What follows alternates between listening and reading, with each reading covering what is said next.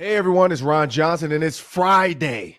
No, not a great Friday. Why? Because it's snow on the ground. Didn't feel good getting up to the snow, but we got a round table for you people. We got Luke Inman. We got Reggie Wilson. I'm your host, Ron Johnson. This is Locked On Sports, Minnesota's podcast network, and it's time for the round table. Locked On Sports Minnesota podcasts. It's endless Minnesota Vikings talk with the diverse voices of your local expert. And it starts now. Hey everyone, as I said, this is the Locked On Sports Minnesota Podcast Network's Roundtable. Friday edition in the snow. We got Luke Inman. We got Reggie Wilson. It's going to be fast-paced. It's going to be fun. We're going to jump out here because I keep talking about this Miami Dolphins team and Skylar Thompson. They have something called Skylar Thompson that's going to run the show. Back up Teddy Bridgewater if he clears concussion protocol. And if he does not, I don't know what they're going to do because Tua definitely can't be the backup in this situation. So I'm hoping they have an emergency quarterback or a practice squad quarterback they can bring up Saturday or Sunday morning if they have to. But jumping out there, I've always said, you know what? I like the Miami Sharks. Like any given Sunday fans, I love the Miami Sharks. I love Al Pacino. Jamie Foxx is my Willie guy. Beeman. Bill Bellamy, LL Cool J. Like for those who don't remember that movie, Jamie Foxx was the third string quarterback. And after the main quarterback Cap gets hurt, backup quarterback falls off his Ferrari after one play, and Jamie Foxx has to go in. It was a great movie in my opinion. You don't have to love it. Lawrence Taylor, I felt like he played himself. So my question to you guys is, Skylar Thompson, what can he do to beat the Vikings or vice versa? What can the Vikings do that they could lose this game regardless of Skylar Thompson? I'll go with you first, Luke. Yeah, well, on one side, like you said, you're going up against a backup, third-string, seventh-round rookie quarterback in his first NFL start here. So you know Mike McDaniels, he's going to draw up a game plan that kind of takes some pressure off him. He's going to design some easy throws, help him get into a rhythm, get comfortable. And that's what, if anything, worries me the most. Ed Donatel, you can't come out with that soft shell, too high look. Let him complete all those early passes early on in the game and help find his footing, find his confidence. Play some press. Bring a few different looks, mug the A-gap a few times, dial up some pressures, try to get him rattled early on. And if nothing else, even if you get burned a few times, at least you're going to keep him guessing and on his toes a little bit. Plus, let's not forget here, he doesn't need to do it all by himself on this offense. Two studs, Tyreek Hill, Jalen Waddle, and not many teams in the league have a cover corner that can match up with either of these guys, let alone both of them. I still think you have to force Skylar Thompson to go out and prove he can make some of these big-time NFL throws. This ain't college anymore. This ain't Kansas State. You can't just give him the easy stuff and let him dink and dunk all the way down the field, play that bend but don't break, settle for 3 points. Be aggressive. So, granted, it was preseason, but this guy was the third highest quarterback of anyone in the league, 138.4 rating, 5 TDs, 0 turnovers. PFF, if you remember coming out, kind of weirdly obsessed with this guy coming out of Kansas State. Number one quarterback, according to PFF, in multiple categories. And important to remember here, too, even though he was the slowest quarterback at the combine, ran a 4.91, he did have 26 rushing touchdowns in college. So point is, I just don't think you can overlook this guy just because he's a third-string, seventh-round rookie quarterback. And Ed Donatel specifically, I'm looking at you. Don't let this guy get in a rhythm early and get comfortable. Yeah, so it was interesting listening to Ed Donatel yesterday talk about the defense. And, they got 3 comeback victories the last 3 weeks. But also you can look at that and you can say, well, the defense gave up a lot of these early leads that they had. And so Ed Donatel talked about that yesterday, talking about how, look, that's just kind of the nature of the NFL. Everybody's good. You can't underestimate anyone. They want to fix some things. They want to improve, but it's just kind of what's happening right now. And I think Vikings fans probably will hear that and not think that that's the most satisfactory answer from him. But I think it's exactly what Luke said. They can't get, we saw what happened when Jamie Foxx got too much confidence as Willie Beeman. He was, throwing up before football games, and then all of a sudden he got the song, "My name is Willie Beeman. I keep the ladies." I'm not gonna, we'll stop there. But the the crazy thing is he looked not great against the Jets last week. I think you and I talked about it, Luke, something like a 57 QB rating, 166 yards, threw a pick to Sauce. And it was had just a like, fumble. Yeah, had a fumble as well. That's the recipe right there. Like, he's a rookie quarterback. He can get rattled. You know, we really haven't seen a lot of rookie quarterbacks this season. You know, Kenny Pickett just kind of getting his feet set under him. He's been a little shaky as well. Like, get after this dude, pressure him, and also press these guys. I know it's not the easiest thing to try to press people. I would imagine we would see a little bit more zone against guys like Tyreek Hill and Jalen Waddle, because I don't know if Patrick Peterson wants to necessarily press these fast guys and they get over the top of him and he's trying to recover to catch them. So, you know, I could see them maybe trying to take some deep shots or just take some chances with Skylar back there. But, you know, also they have a complimentary running game. Raheem Mostert, 122 yards last week. And so he has some help. He doesn't have to do it all by himself. But when you talk about it, Luke, he can run a little bit, and then he's got these weapons on the outside with this running game. Like, they can play some complimentary football on offense that really can give the Vikings some fits. But like I said yesterday, edge department, what's up? Where we at? Meet at the QB. Daniil, Za'Darius, Wanham, Tomlinson, you know, all these established pass rushers that they have. I'm ready to see them kind of pin their ears back and get after Skylar this weekend and make things really tough and difficult for him. And just real quick here, too, before you go, Ron, too, 18 guys on the Dolphins injury report. Terron Armstead was the guy who did not practice Wednesday and Thursday. So missing big. Not only a starting offensive tackle, but probably your best offensive lineman. Talk about meeting at the quarterback. This is the game probably to go do it. And this is the thing about Skylar Thompson, though. Don't be afraid to understand or don't get caught thinking that he won't run the ball. 1,000-yard runner in college. You know, he's thrown for over 7,000 yards in college. Had a season of 12 touchdowns, 4 interceptions, 158 QBR. This kid can play because in college he got it done. Now, he was a 7th-round pick, but Tom Brady was a 6th-round pick. Not saying this kid's Tom Brady, but this is the thing about quarterbacks. The playbook was set, or the play scheming was set for Teddy Bridgewater last week against the Jets. Teddy goes out. He has to come in, and he's kind of taking over Teddy. Now, this week, Mike McDaniels is putting an offense together for Skylar Thompson. So whether they dumb it down and they make the concepts easier, whether they say, hey, we're going to implement the run a little bit because we know you can move in the pocket and play action for you as a PRO. You can roll out. You have a pass-first option. But then, hey, if it's not there, take off. You know, a la Aaron Rodgers back when he was in his 20s.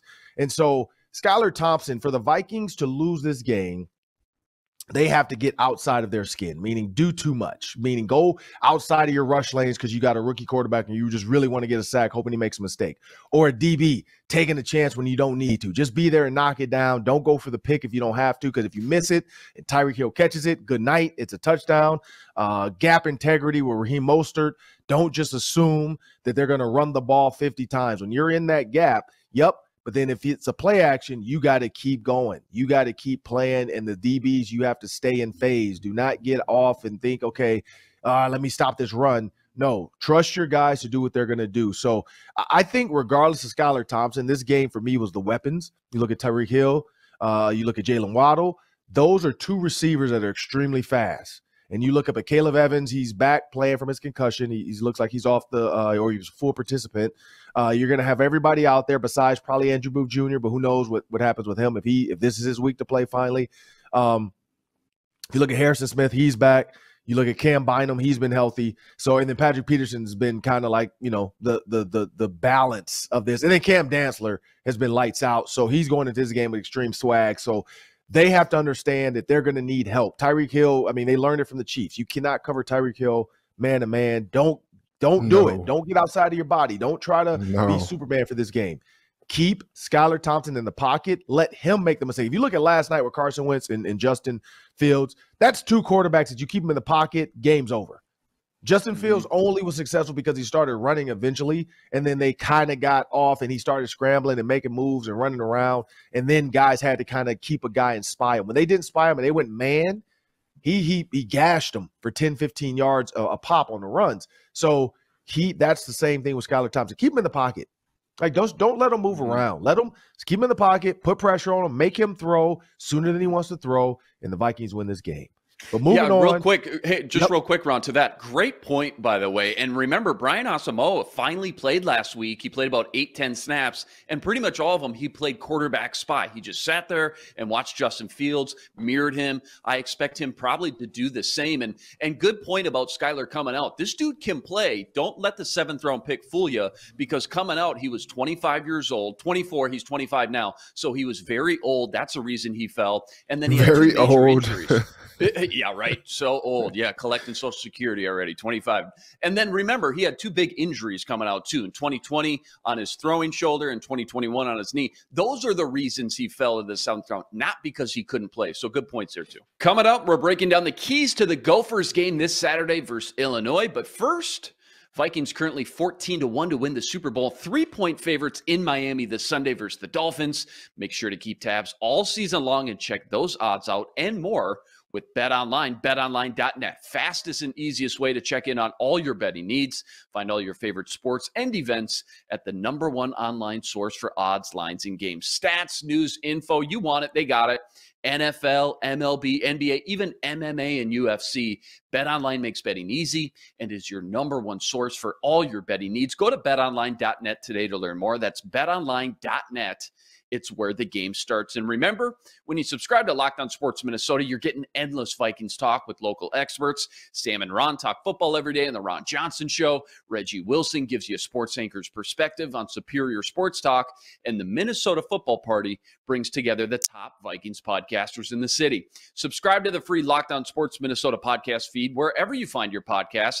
Drop us a 5-star review or find our videos on the Locked On Sports Minnesota YouTube channel. Hit the subscribe button. Leave us a comment. Let us know what you think. And find us now streaming on your Roku or Amazon Fire Stick devices. Just download our Locked On Sports Minnesota app and enjoy all our content and daily shows for free at your fingertips any day, anytime.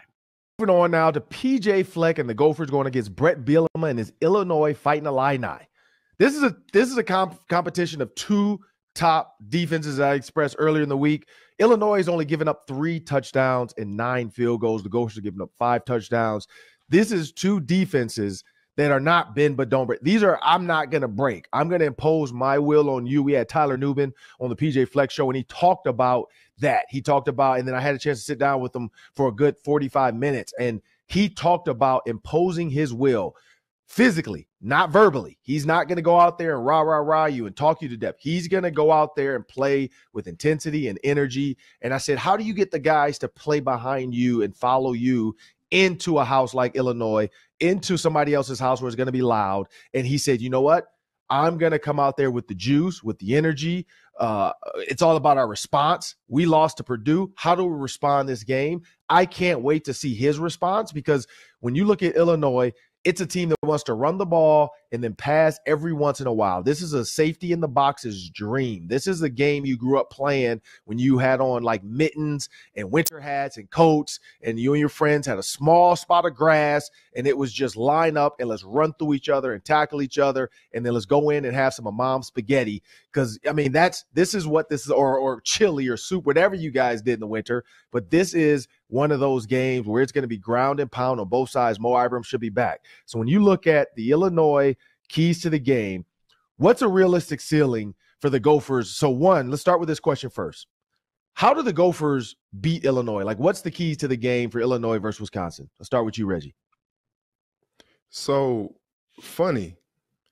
Illinois a couple seasons ago had they flipped us. Mizzou had a defensive coordinator, Ryan Walters, right? And he left Coach Drink and that staff to go join Coach Bielema at Illinois. And it was just like, really? What are you doing? Why would you leave? It's like, it felt like a lateral move. It felt like a step down, honestly. Right now, Mizzou is struggling. Right now, Illinois is 5-1. I would say he knew something that maybe we didn't. That's just a shameless Mizzou plug there, because as you see on my Twitter, they're dead to me. Minnesota, I don't know if they overlooked Purdue. I don't know if Purdue caught them flat-footed. But coming off of that exhilarating win over Michigan State, it was just like, man, this Minnesota team can do anything. And then the loss to Purdue was just kind of head-scratching.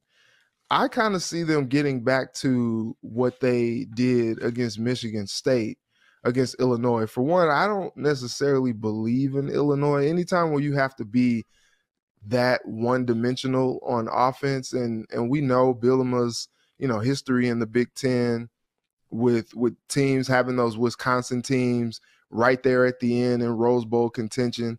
But this is Illinois. This is a little bit different.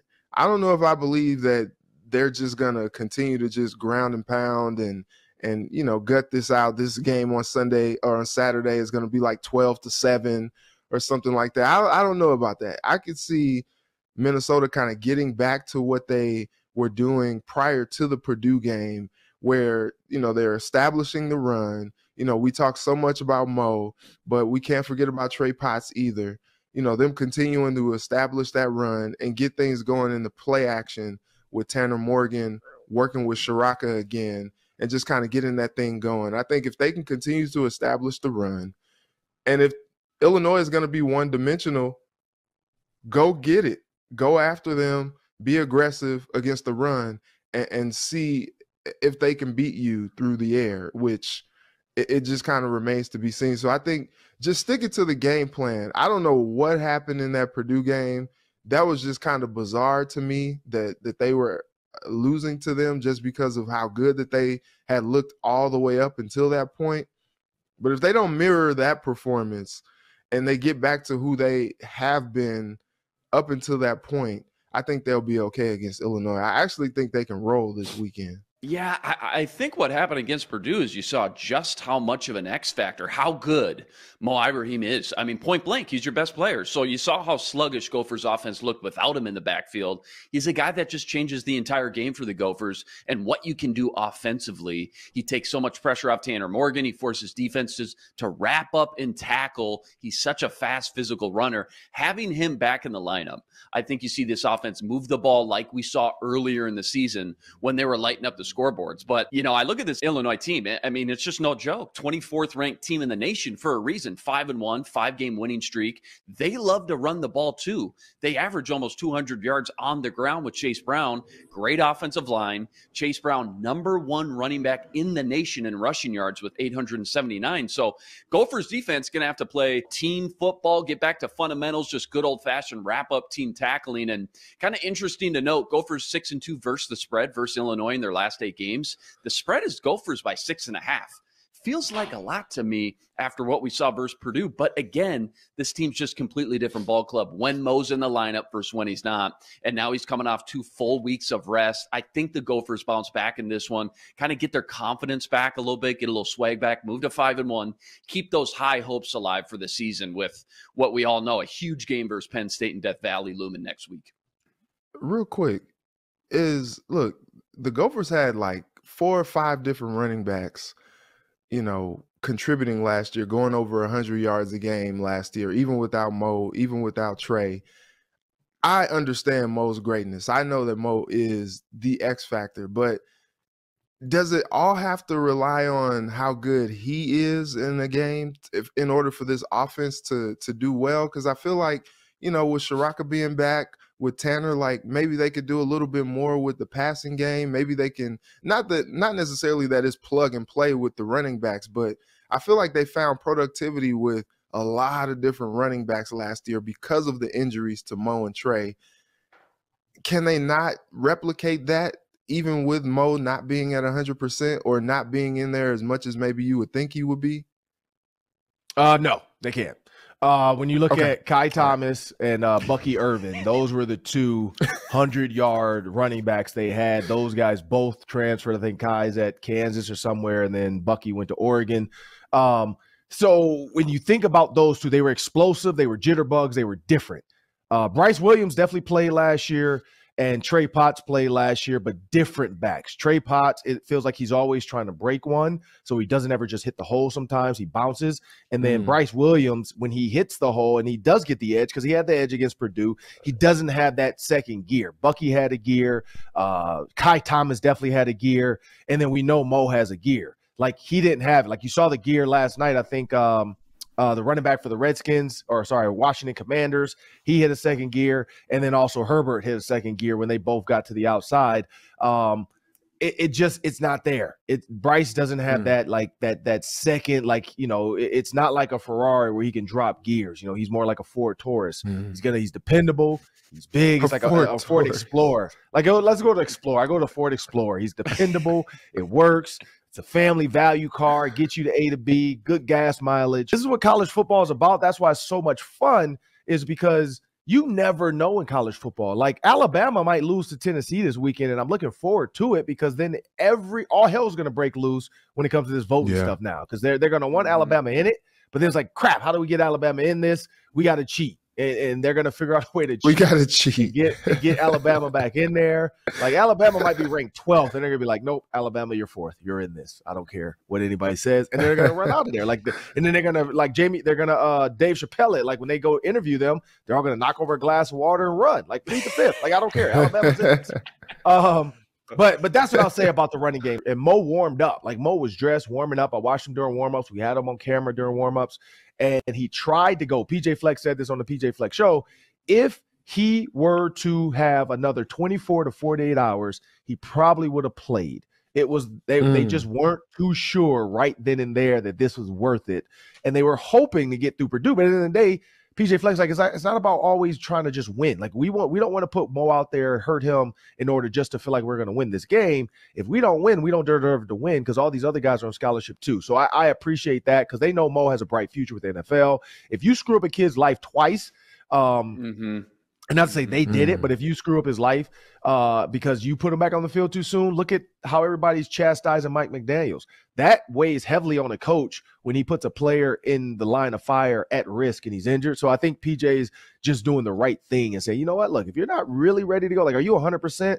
No. Let's keep him out. Trainers kept him out. Mo was like, all right, fine, I'm fine with it. And he stayed out there as a leader, kept his uniform on. He could have put his helmet down and went and changed clothes and did the whole deal, but he was like, you know what, I'm going to stick this thing out. I'm going to be a team player, and then we'll see him hopefully against Illinois.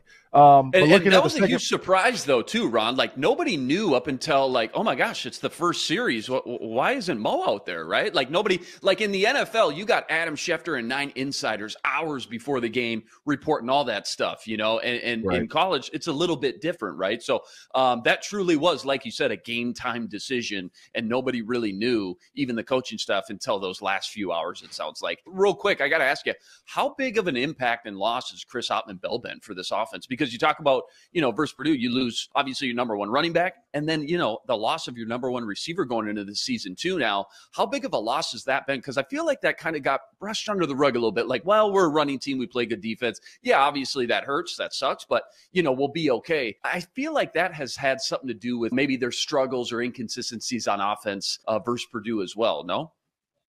I'm struggling to say that, because I know Daniel Jackson's done well. Now they've been using the span forward a little bit more. But this is what I say to Chris Ottman-Bell. Chris Ottman-Bell is a safety blanket for Tanner Morgan. He's a guy that when Tanner's under pressure, and probably that's why one of the interceptions for sure was just, I'm going to throw it up and I'm, guys in my face. I hope somebody catches it. Chris Ottman-Bell usually tries to get in the way. He's always going to go after the ball. I saw it, face-to-face, close-up at Indiana last year. Both of his touchdowns were in the end zone, one right in front of me. And he does attack the ball. He does, he'll pull through guys if the ball's in the air. So Tanner Morgan has had the luxury of being able to do that with him, where he can just throw it up sometimes, even and hope Chris can get to the ball and make a play. Dalen Wright's not that guy. Daniel Jackson is just learning, but he's not that red zone guy. So I will say, from a red zone standpoint, a guy he knows he can count on in the back of the end zone sometimes, a fade route guy that probably wins 75% of the time. He doesn't have that. So, yeah, he struggled there. As far as true passing, I'm not sure it's too bad because, again, he's not a deep threat. He's not going to take the top off. You're not missing speed, but you are missing that physicality, that guy that's going to go make a play, make a big catch for you, the captain. Yeah, they definitely are missing that spark. Like when there needed to be a spark, normally in a game like that, 10-20, Chris Hartman-Bell's the guy to get you a spark, get the team going, get the offense going. So, yeah, so they're definitely missing that spark. But him and Mo together, that's tough. So if you can get one of them out there, which happened last year, you had Chris. Now you need to get Mo back. That's kind of the nature of the beast. Like somebody has to step up and be that spark of that team. And so when we talk about sparks of this team, you look at the remainder of the schedule, Penn State, Iowa, Wisconsin are kind of the hard ones. And now Illinois, of course, is a hard one. So you got 4 hard ones left, and then you look at the other ones. Not to say they're easy wins, but that West is not the toughest when you look at some of the other teams. But when you look at what's the ceiling for the Gophers right now before they play Illinois for the rest of the season? And we'll go with you, Reggie. Honestly, that Penn State game is probably the biggest one that if I am a fan, that concerns me, which is why that Purdue game just, you got to get that, because I was looking at this season. I'm like, if they don't go undefeated, they at least probably play Penn State tough and maybe they get a loss there. But if they ended up getting a loss against Penn State, now you're talking about a 2-loss team.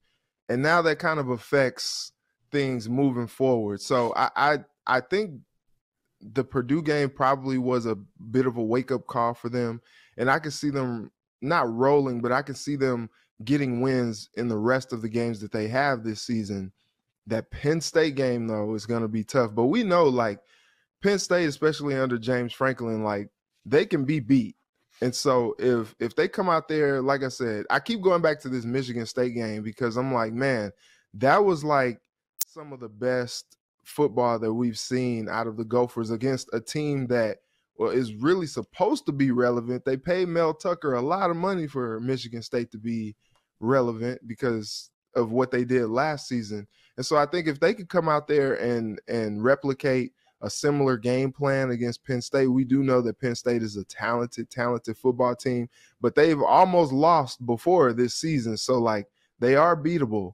And so I think if you go out there and play them, you can make it a game. But I think that they could run the table the rest of the way if they really play how they're supposed to and really, take this West. Yeah, they could. Certainly they could. Yeah, if everybody's healthy, if Mo's back feeling good, I still think 10-2 is the realistic ceiling. I'm going to be very curious to see, assuming the Gophers win this week, they're 6.5-point favorites, what the line is when they go travel to Penn State, because they're 10th ranked team in the country. I'm curious to see, is it Penn State by a field goal? Is it by a touchdown? Is it in double digits? I'm curious to see what the odds makers in Vegas views the Gophers heading into Death Valley like that. But yeah, I still think 10-2 is the realistic ceiling, which is still, oh my God, you say that at the beginning of the year, still a great season too. So we'll see how they take care of business this week. I think coming off that Purdue loss, like Reggie said, and then going into a bye, a big wake-up call, and then you get, basically 2 weeks to kind of sit there and find your footing and regain your confidence a little bit. I think they come out this week against Illinois and really start to get some momentum back. Then you got that momentum going into Death Valley. That should be a great matchup. When you look at this team, the Penn State game, honestly, I mean, it's crucial for momentum, for just who we are. But this is what I'll say. It doesn't matter because they're in the East when it comes to the West standings. My ceiling for them is, of course, the Big Ten championship versus Ohio State or Michigan. If Michigan can beat Penn State, they really continue to show they are one of the better teams. If Penn State loses to Michigan, that knocks them down a peg.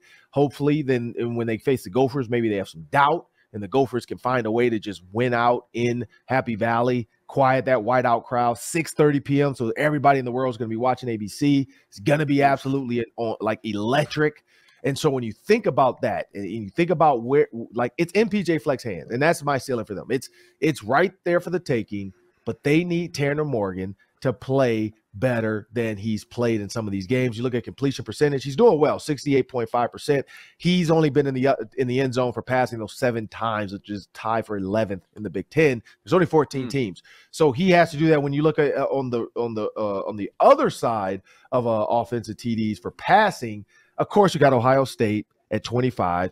And then it's a huge drop after that because you go Wisconsin at 14. Sorry. So Ohio State has 11 more touchdowns in the passing game than the next closest team in the Big Ten, which speaks to like what the Big Ten is about. You got 14, 15, 13, 12, 11, 11, 9s, and then some 7s. And then, of course, the bottom of the barrel is Iowa with 2 passing touchdowns, where they should be in the basement. And so if you think about that and what the Big Ten is made of, Ohio State is an enigma.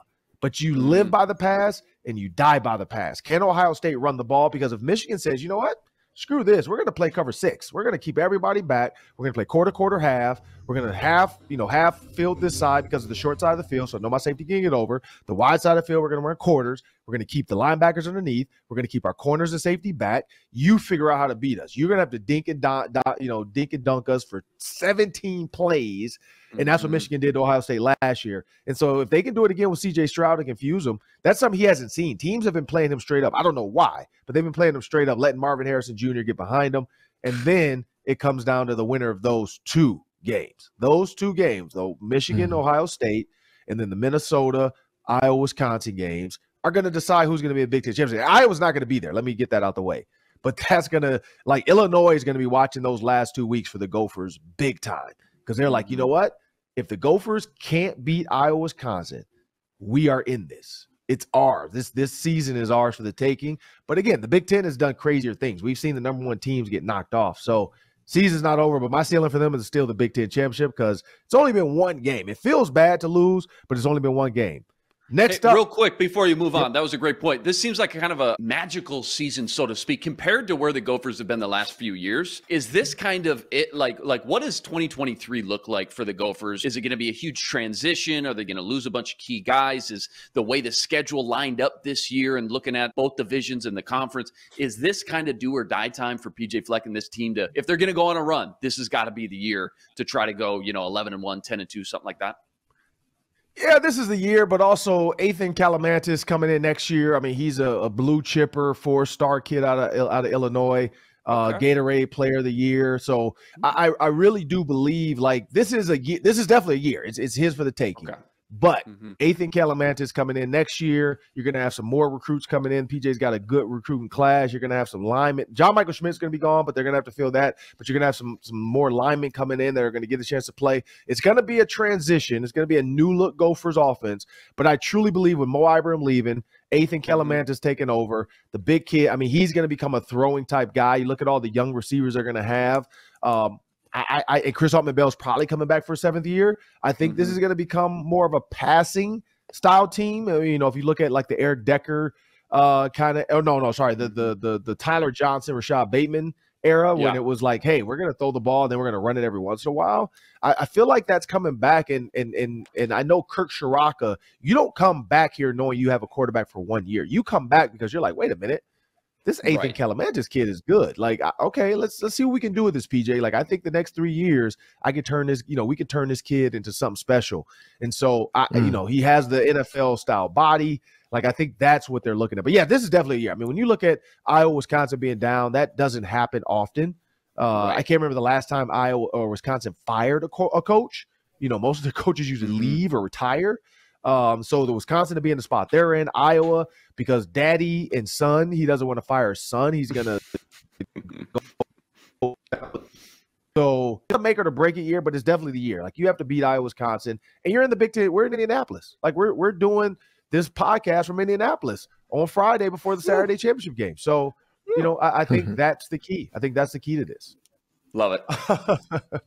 But when we look at the basket, let's go to basketball. You think about Karl-Anthony Towns. You think about all the things that this team could be with Rudy Gobert. You think about Ant Edwards being the new face of the team. He's in the movie with Adam Sandler, with Bo Cruz, personality out the yin-yang. They're 4-0 in the preseason. I'm going to throw mine out there. I don't care. Like, preseason does not matter. It literally doesn't. Players are just getting their feet under them. That's like playing pickup ball at Lifetime Fitness and thinking, okay, because we went 4-0, we're doing something. No. Like, you don't know what you're going to get out of this team. But I will say that it is a positive step in the right direction. But we'll start with you, Luke. What do you think about this team starting off 4-0, and what can this season be for them?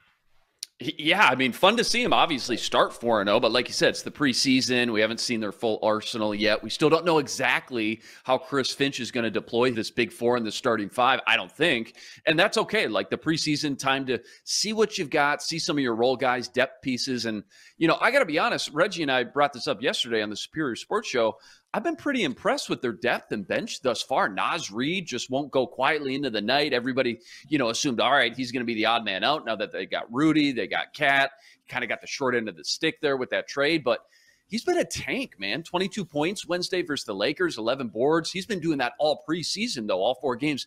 Jalen Noel, 4th on the team in points per game. Naz Reid, 2nd on the team in rebounds. Jordan McLaughlin, 2nd on the team in assists per game and steals. So all the attention is obviously on the big four and the starting five, and rightfully so. But it's been some of these depth pieces that I've been most impressed with that makes me think, okay, maybe it's not as top-heavy of a team as people think, and having some role guys be able to step up during certain parts of games is just going to be awfully nice for Chris Finch, especially during the early parts of the season, while I think this team kind of needs a few weeks to kind of figure out their chemistry and what they want their identity to look like. Because as we've said all offseason, once they made that big trade, it's like, okay, the NBA is zigging. Well, the T-Wolves are zigging. They're going big. Everybody else is going small ball. But does it take a few weeks to kind of find their footing and figure out what they want their identity to be? Probably. I think that's realistic.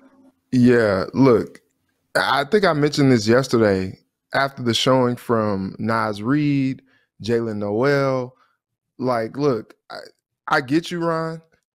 There's not a whole bunch to maybe glean from these preseason wins, but I do think that there's something to glean from some of these performances that we've seen. I think the bench piece was something that a lot of people were a little concerned about after they, traded for Rudy Gobert, because they gave up a lot of pieces that were an integral part of this team last year. You look at the minutes that guys like Vando got. You look at Bev and the leader that he was, leading them to, that play-in game and that first-round playoff series against Memphis. Like, these were some key pieces that they ended up letting go. You draft a big 7-footer, and within a week you let him go, Walker Kessler, after you talk about how his grandfather played at U of M for the Gophers and all this stuff, and you get rid of all of that. But then you bring in guys like Bryn Forbes, Slow-Mo, Kyle Anderson. Love his game, by the way. I think he's going to be a key piece off the bench in that second unit. And then, holdover guys like Naz Reid and Jalen Noel, which, Finch talked about how much he was really hoping to see them take another step. And Naz Reid talked about it the other night about how he's just really been putting in a lot of work over the summer, getting that work in with guys like Jaden McDaniels, who also wants to take a step forward this year. I think when you look at some of this depth, Austin Rivers is going to be solid. He's been who you expect him to be throughout his career, which is just, a solid guy who can come in that second unit and help be a spark.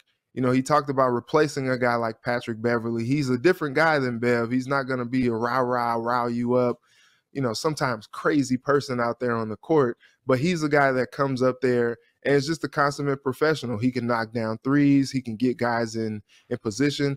And he really wants you to know that he can play defense. And that's really what he's going to be trying to do when he's in the game. Austin Rivers is going to be trying to establish on the defensive end to help be a catalyst on the other end of the floor for some of the other guys. And so I think when you look at this team, Anthony Edwards looks really, it's funny. He says he's in much better shape than he's been, but he's beefy. Like, he's a little bit more beefed up than we've seen him, but he still looks like he has that same bounce. The shot looks improved. He's going to be a problem this season, going along with Cat and Rudy. My X factor, and I have a story coming out next week about this, is D'Lo. D'Lo is going to be the guy coming into this contract year. He's just cool, calm, and collected, new dad. He just kind of really has like a zen about him. I know he played with Kobe. It's a little Kobe-esque. I'm not saying that he's Kobe. Please don't get that misconstrued. But I think he has a zen about him coming into this year where he's just kind of in control of who he is and very secure of where he's at, knowing what he's doing. Like, this will be the first time really in his career that he's played more than 2 seasons with the team. And it's something like 2.5 after this year. But this is him playing for a contract year. All these players kept talking about, and Finch even, about how this trade for Rudy Gobert really impacts D'Lo the most because, you know, he's a guy that plays well off of pick and roll. He's coming off a season where he had career high in assists last year. And so, you know, he had a nice game as well the other night against the Lakers, 15 points. And I think he looks like a guy who is in control of his game and a guy that could possibly go to the next level. So, like, I'm not drinking all of the Kool-Aid. You know, like maybe we need to add a little bit more sugar in there to make it, you know, a little bit more palatable. But I do think they have like the makings of something that can be special, especially too, like Luka Garza. I know he was brought in to just be kind of like a depth piece, but if he could have some type of production on the floor out there as like a stretch big, you know, in a second unit or just be in that rotation, like, it could possibly be scary hours with this Timberwolves team because you know that the expectations are going to be high for that starting 5. You know, adding Jaden McDaniels in there, being able to knock down a corner 3, make some of these hustle plays that really kind of keep possessions going and things like that. But if they can get the type of production from the bench that we've seen in the preseason, or at least something close to that, that could be a recipe for success for this Timberwolves team finally trying to get out of the first round of the playoffs this year. And D'Lo's on an expiring contract, right? This is kind of right. This is a contract year for him. He's kind of the wild card of the big 4, if you will. And this is what I'll say to this. You look at the 4 guys that are going to really matter to this team, and mainly 3. Anthony Edwards, karl-Anthony Towns, and Rudy Gobert. I hate to say it. I'm all for role players. I'm all for bench players. But in the NBA, if your stars aren't getting it done, it's not going to work, period. I don't care how good your bench is. I don't care how good your 7th man, your 8th man. Your stars have to get it done. The reason why LeBron and Miami Heat won is because LeBron, D-Wade, and Chris Bosh. The reason why the Lakers won is because of Kobe and Shaq. The reason why the Pistons won, and this is the one X factor that people forget, Chauncey Billups was a killer. Chauncey Billups was a killer. You look at Tayshaun Prince, killer. You look at Rip Hamilton, killer. And then what did Rasheed Wallace and Ben Wallace have to do? Just play. Be tough, get rebounds, be strong, help them out. But those 3, Tayshaun Prince, Rip Hamilton, and Chauncey Billups were killers. And so that's what karl-Anthony Towns, I hope now with a big behind him, he can go out and be the guy he wants to be. He's always wanted to be the stretch. He's always wanted to be the shooter, but people kept saying, put your back to the basket. We need you down there for defense. We need you to guard the big. He doesn't have to do that anymore. He can guard the 4. He can guard a 3 every once in a while if he has to. But now he can stretch the floor because Rudy Gobert wants to be under the basket. Rudy Gobert wants to play pick and roll. Rudy Gobert wants to play pick and pop. Karl-Anthony Towns can stretch like Kevin Love. He can do what he wants to do. And so he's been begging for this. He's been crying for this ever since Calipari told him, dude, you're 7 feet. Get your ass under the basket. Like, get under the basket. He didn't like it at Kentucky, but he did it. And now he's getting what he asked for. And I've always been told by my grandma, be careful of what you ask for because you just might get it. Like, I love that one on the internet talking about F around and find out. If you F around 10, you're going to find out times 10. He's about to find out what it is to be a stretch 4. It's going to come down to Towns, how Rudy Gobert plays underneath. Can they both stay out of foul trouble? Can Anthony Edwards be a guy? Can he dunk on people? Can he be accurate from deep? Not like make a couple every once in a while, have a couple high. Accurate. Can he be a Klay Thompson for this team? Not a Steph, because nobody can be Steph. But can he be a Klay Thompson? Can he be accurate? Can he be Jordan Poole even from the 3? Like, just be accurate. And then you look at D'Lo like you brought up. He just has to not screw it up. Like, just don't screw it up. Like, just play your game. If you have to take a big shot, take a big shot. But at the end of the game, don't be trying to show us that ice vein. Get it to Anthony Edwards. Get it to karl-Anthony Towns. Now, if they double those guys and you're wide open, take the shot to win the game. But D'Lo does not have to do anything besides facilitate. Bring the ball up the court, work that pick and roll with your big, work on your pocket pass, work on your no-look pass, and then work on that floater layup on fast breaks that turns into an alley-oop to Gobert, karl-Anthony Towns, or Ant Edwards. Like, that's going to be his game. He should have 8 to 9 to 8 to 9 assists per game with those guys. Like, there's no reason you shouldn't dump it down every chance you get. I love watching Doc Rivers with James Harden talking about that. Hey, if you got Joel Embiid, I want you to get it. But, hey, I want you to get yours too. But don't be afraid to work the post. And James Harden's like, yep, I'm trying to work the post, coach. I'm working on it, blah, blah. Like, he's teaching him, like, I know you can be a killer. I know you can shoot. Be a facilitator every once in a while and watch how good we're going to be. Like, that's why LeBron, people hate LeBron for how he passes, but if LeBron didn't pass the way he did, the Miami Heat don't win. Ray Allen doesn't go off. Dwayne Wade doesn't go off. So that's where D'Lo needs to come in. Those four, Jaden McDaniels, yeah, be a player. You have to be a guy. But those four have to be elite at least 75% of the time they're on the floor. Some of these games we know. It's 82. We know you're not going to get it every night. Michael Jordan was one of the few. Kobe Bryant's one of the few. We'll never see that again. But those four have to be good. And now the last one. Jumping out to Carlos Correa makes a comment about opting out but not afraid to come back to Minnesota. Let's start with you, Luke. What do you think about his comments about that? He's opting out, but he said, I'm willing to come back to Minnesota if the money's right. Yeah, I mean, we all know it's not really the Twins' style to go, bust out the blank check and say, hey, just tell us what you want. Write down the number, whatever you want. In fact, when they signed Correa originally, it was obviously a huge surprise to begin with. So now he's basically saying, okay, I'll come back, but you're going to have to get in a bidding war. I don't think that ends well for either party, to be honest. Twins, they probably don't want to get in a bidding war first and foremost. And Correa coming off the year he had, I'm not sure he's really in a huge position here to ask for much more than the 35 he made last year, to be honest. 291 average, 22 home runs, only 65 RBIs. I'm not so sure I want to pay this guy that much more money, to be honest. I think I'd rather see them divvy that money up, go get a few more solid guys, a hitter or two, another pitcher or two. Who knows? Maybe he hits the market and he finds out the market maybe isn't as hot as he thought it would be. He's certainly got the name brand value, but I don't expect the Twins front office to get in that bidding war, though. So maybe a one and done for Carlos Correa in Minnesota. It's certainly on the table, and the Twins could use that money elsewhere. Again, they can divvy that up, still get some solid guys. $35 million back in your pocket. I mean, that's a big chunk of change. I mean, you can go get 2-3 core foundational pieces there. Maybe not the name brand of a Carlos Correa. A one and done for Carlos Correa in Minnesota, certainly on the table. And I'm not so sure that's necessarily a bad thing. Yeah, I think if I was a betting man, Carlos Correa is out of there. It was nice. It was a fun experiment. It was all great. It's going to bring this championship level pedigree to the team, all that. Okay, yeah, it's done. That was fun while it lasted. I don't see them getting into any type of bidding war with anybody else. And quite honestly, like, I wouldn't blame him. His production this past year, 291, 22 home runs, only 64 RBI, like, that's a guy that's not necessarily impacting the game how you brought him here to do it. And I'm never for counting anybody's pockets, but you bring a guy here for 35 mil, like, he should be the best player on the team, and he was not this past season.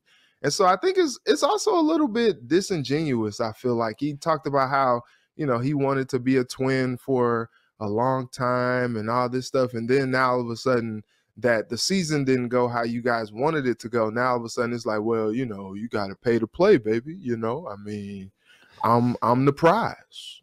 I'm him. And it's just like, come on, dude. Like, okay, that's fine. Not that he should take any type of discounts or anything like that, but, maybe opt in another year. This wasn't necessarily the season probably that he wanted to have either. Maybe opt in another year, try to run it back and see if he can do better than what he did this past season. But I think in my heart of hearts, I think he's done. And if he is, just go out there and get another arm, because he's going to probably be looking at a 10-year plus deal. That's probably what it is. He's like, look, last season wasn't necessarily the best for me, but I'm still young. I'm still at an age that they're giving out these 10-year, $300 million contracts. So, like, what's up? Pay me. And we'll see if any team takes the bait on that, because, he is still a top-tier defensive shortstop. But, I think he just left a little bit to be desired at the plate this past season. And it's funny, you get him outside of Houston. Houston is back looking like a World Series type contender team without Correa.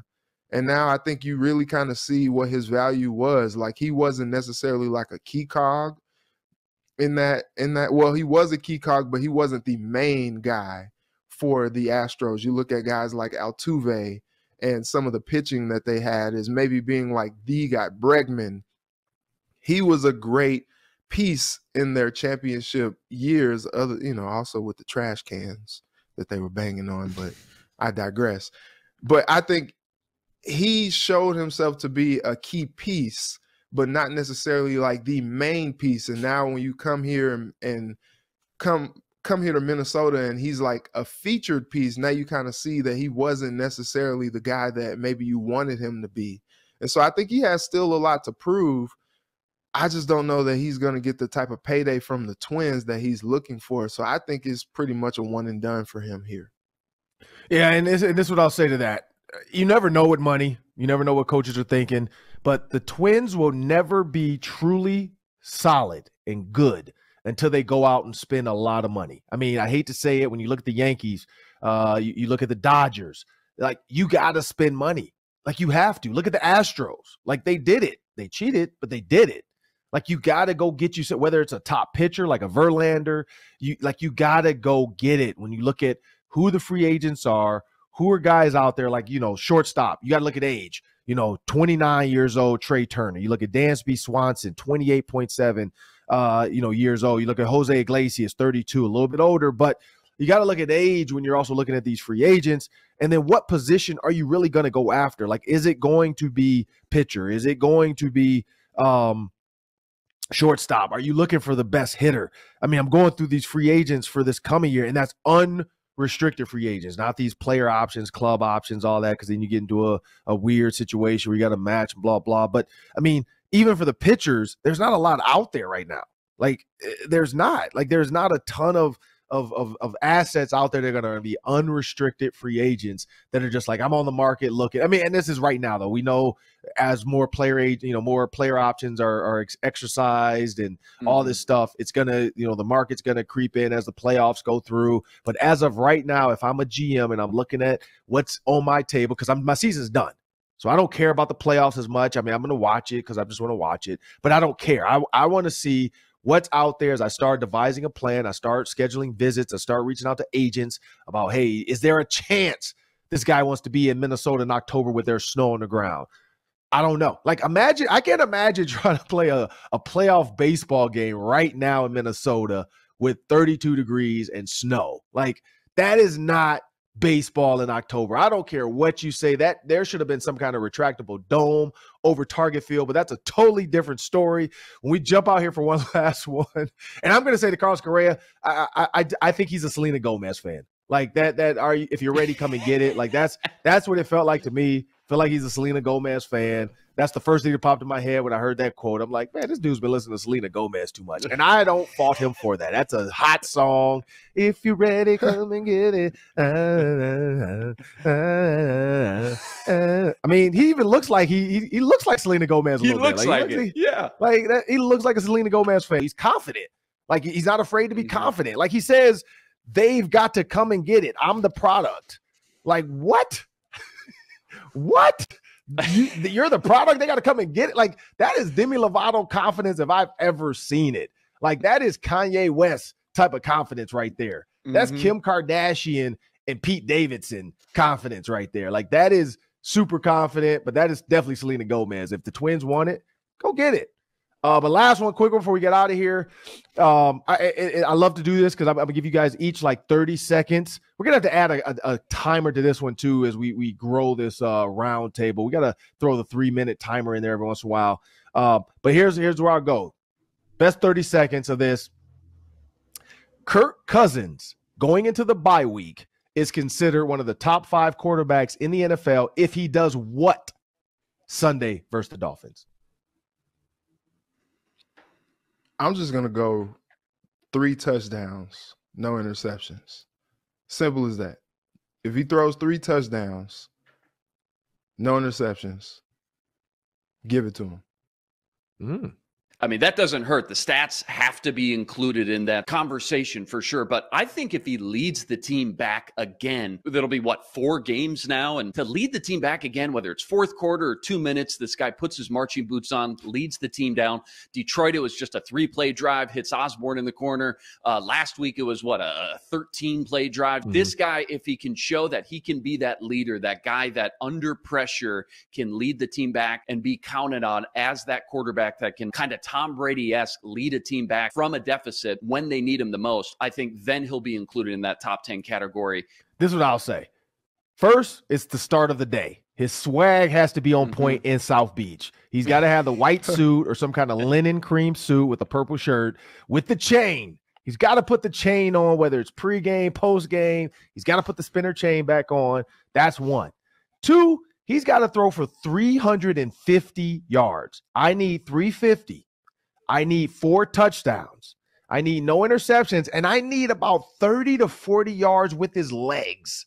Like, I need about a 30-bucker. Give me a 105 passer rating, and then let's just, I'm not going to be too greedy. Just give me 70% completions. If he goes 70% completions, he does all that. Justin Jefferson gritties, Adam Thielen does the shimmy, KJ Osborne does the handshake with the guns.